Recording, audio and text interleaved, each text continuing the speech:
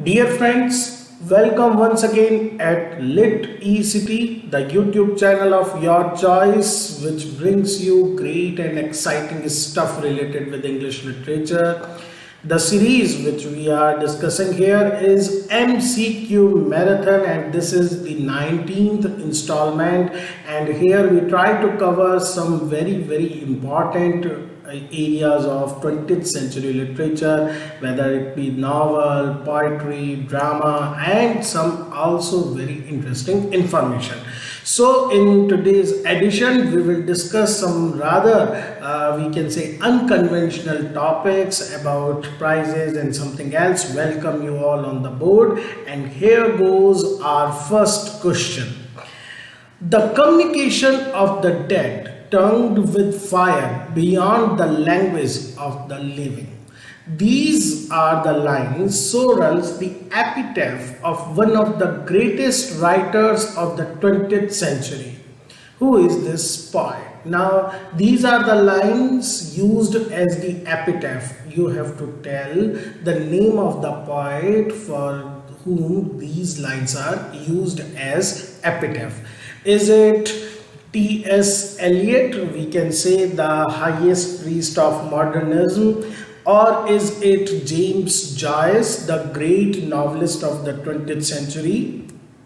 Is it D.H. Lawrence, or is it W.B. Yeats? Okay, dear friends, first let me tell you the answer, and then I will tell you specifically about epitaphs of all these great writers. Okay, the right answer for this is T.S. Eliot, and it is on his basically monument this epitaph is inscribed. It is taken from some very good information. If you want to note down, it is taken from the poem Little Gidding.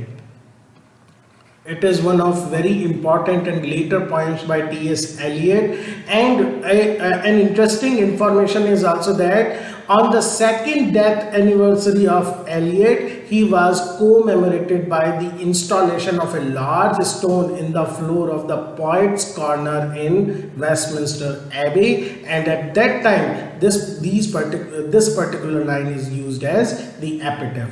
If we talk about James Joyce, his epitaph is he lived, he laughed,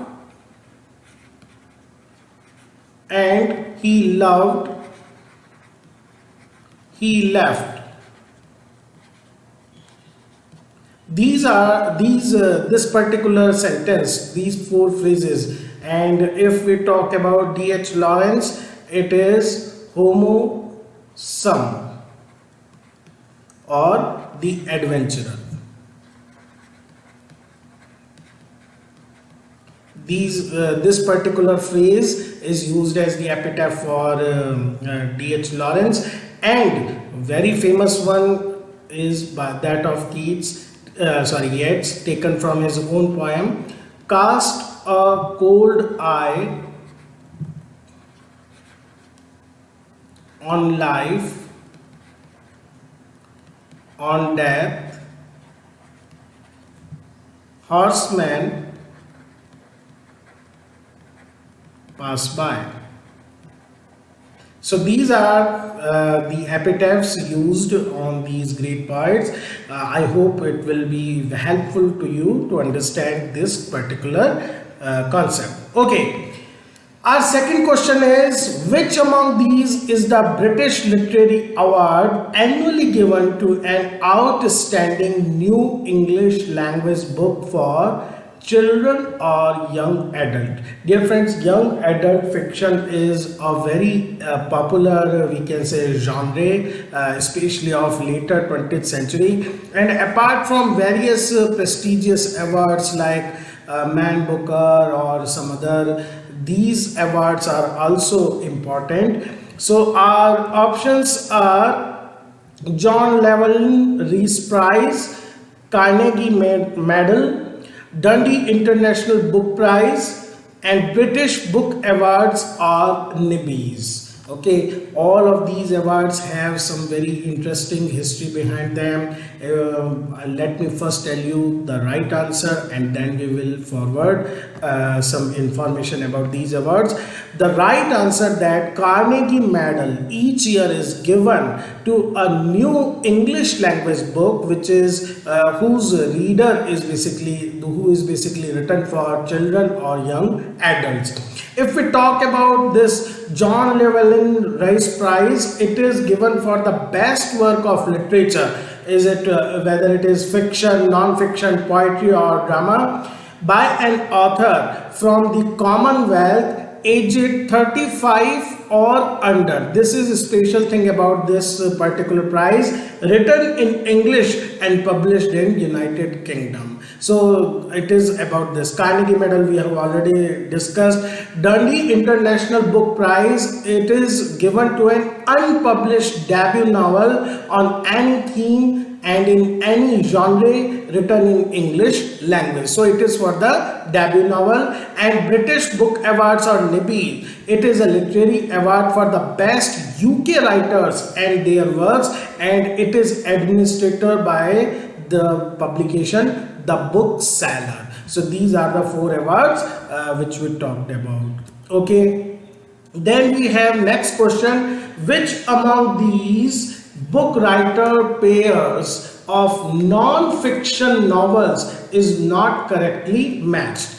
Here please pay focus on this term, non-fiction novels. Now a non-fiction novel, you can see, we can say an anomaly, non-fiction but novel. So obviously it is mixture of non-fiction, memoir, essay, historical fact, reportage, and then adding some fictional element to it. So there are some very famous work in this particular sub-genre of novels. First pair is, the name of the book is The Armies of the Night and the name of the writer is Norman Mailer. Then we have In Cold Blood by Truman Capote. Then we have Hell's Angel by Alex Haley. And then we have The Electric Kool-Aid Acid Test by Tom Wolfe. You have to find out one among these is not correctly matched. Okay, let me tell you the answer and then we will discuss all these terms. The answer is Hell's Angel by Alex Haley, because it is not written by Alex Haley, rather it is written by Hunter S. Thompson.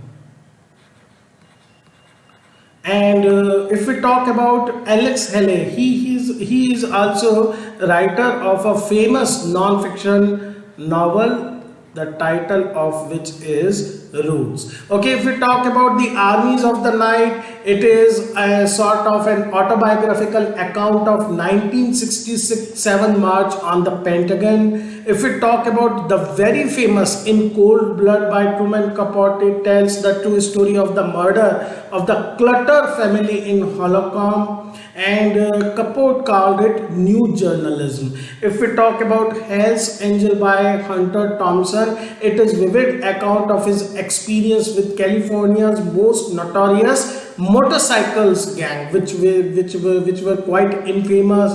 If you talk about Roots, it is Alex Haley relates the story of his own family history of for 9th generation.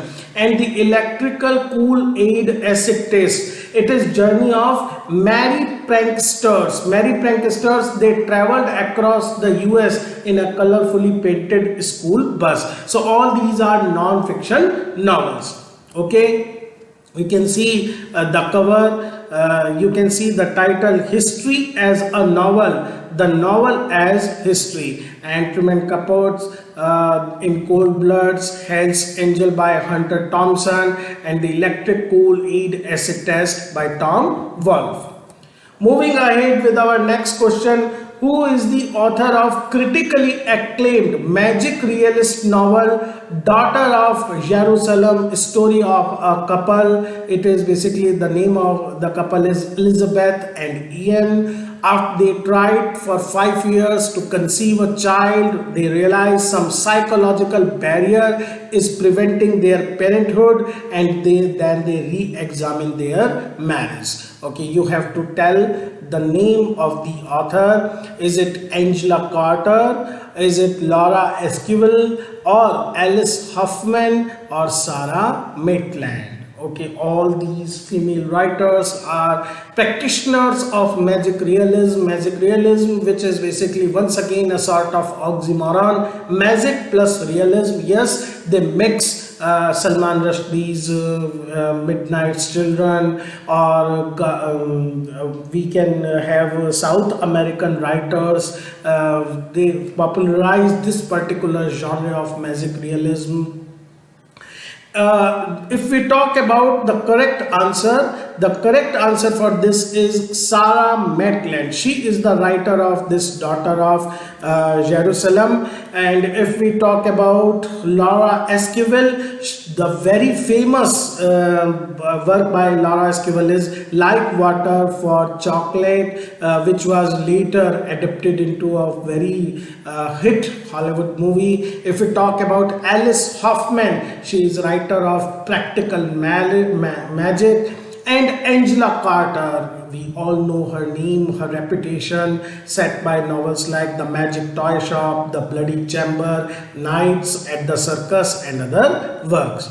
Okay, the last question for the day, once again rather a unique information. Who among the following is not a writer of American Jewish origin? Now we know that we read about Anglo-African, we read about American African, American Asian, but it is American Jewish origin. The writer who are basically Jewish by their roots or ancestry, but now they are permanent American citizens. Is it Bernard Malamud, or Saul Bellow, or Joseph Heller, or Philip Roth? All are very established names in the field of fiction, novel writing, but one among them is not of Jewish origin.